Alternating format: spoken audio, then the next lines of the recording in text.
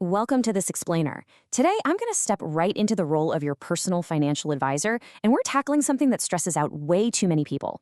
We're drawing our strategy straight from Steve Green's brilliant book, Financial Health in the 30 Steps, From Debt Chaos to a Balanced Budget. We're diving into the Clarity mission, which is all about finally understanding your credit report.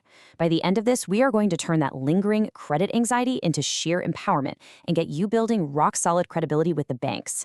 Let's jump right in. We really need to acknowledge the dread right up front. For a lot of us, checking our credit score feels exactly like checking exam results for a test we completely forgot we even took. There's that suspense, right? That awful knot in your stomach. But here's the reality. Your credit score already exists out there. Avoiding it doesn't protect you. It literally just keeps you guessing. And guessing breeds stress. Today, we're putting an end to the guessing game. So here is our roadmap. We're covering fact versus financial fiction, the anatomy of a credit score, getting your official report, how to actually read the data, mastering credit utilization, and finally, moving from fear to strategy. All right, Section 1, Fact versus Financial Fiction. Listen, a credit score is not a moral scorecard. It doesn't measure your worth, your intelligence, or your potential in life. It is simply a 3-digit risk estimate. Think of it exactly like a weather forecast. A meteorologist looks at atmospheric patterns to predict if it's going to rain, right? Well, lenders look at your score to predict how likely you are to repay borrowed money on time. It is a measurement of behavior patterns, period. It is not your identity. So why are we making such a big deal out of this? Because your score is the ultimate gatekeeper to major life milestones. It's way bigger than just getting a credit card. Want to rent a nice apartment? Get a mortgage for your dream home. Maybe finance a car, get decent insurance rates, or even pass a background check for a new job. Your credit history dictates your access to all of those things. Knowing where you stand is absolutely crucial. Let's bust a massive myth right out of the gate. So many people think that making a high income automatically equals a high credit score. No way. That is entirely false. Your income level doesn't dictate your score, your borrowing patterns do. You can literally make $1 million a year, but if you consistently pay your bills late, your score is going to tank. On the flip side, you can have a very modest income, pay on time every month, and rock a fantastic score. Moving on to Section 2. Let's break down the anatomy of a credit score. If we break down a typical FICO model, look at the two biggest chunks. Payment history is 35%, and credit utilization is 30%. That means a whopping 65% of your score comes down to just two incredibly simple things. Number one, do you pay your bills on time? And number two, are you maxing out your credit limits? Master those two things, and you've basically won the game. Now, it's really important to know what kind of information you're actually looking at. An educational score, like the free Vantage score you might see on your banking app, that's just a numerical summary. It's a helpful little snapshot. But the official credit report, that is the detailed, line-by-line legal history of your accounts that lenders are actually digging into.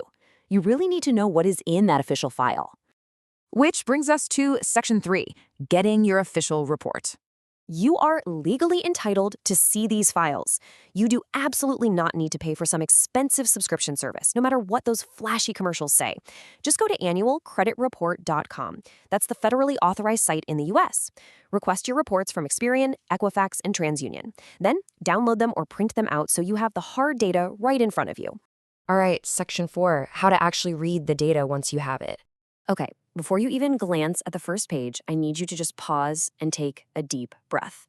Seeing past financial mistakes in black and white can trigger a ton of anxiety. But remember our focus today? This is just a data review. It is not an emotional interpretation of your life's worth. If you see a negative mark, it is literally just a number. Cultivate calmness here. Fear becomes action the moment you understand the facts. So, what are we looking at? First, verify your personal info. Then check your open accounts. These are your active credit lines. They show your current credibility with lenders. Next, review your closed accounts. These are your past lines, but they still shape your overall history. Finally, look over your payment history and hard inquiries to see who's been checking your credit recently. While you're looking through all this, you're essentially going on a scavenger hunt for errors. Are there accounts you never opened? Incorrect late payments?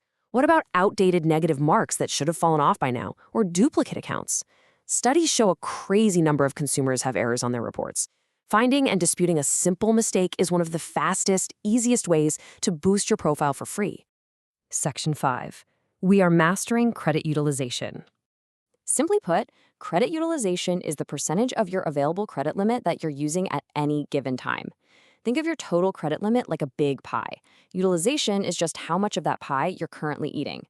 Lenders watch this metric like a hawk, because if you're eating too much of the pie, it suggests you might be a little too reliant on borrowed money. 30%. Burn that number into your brain.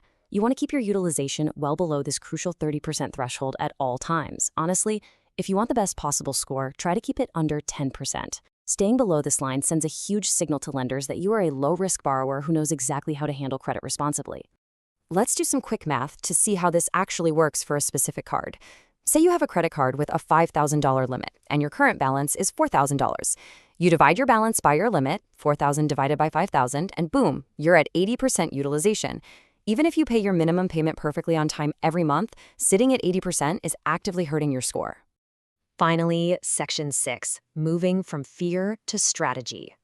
Building incredible credibility with a bank doesn't require complex, secret financial hacks. It relies entirely on boring, steady, reliable daily habits.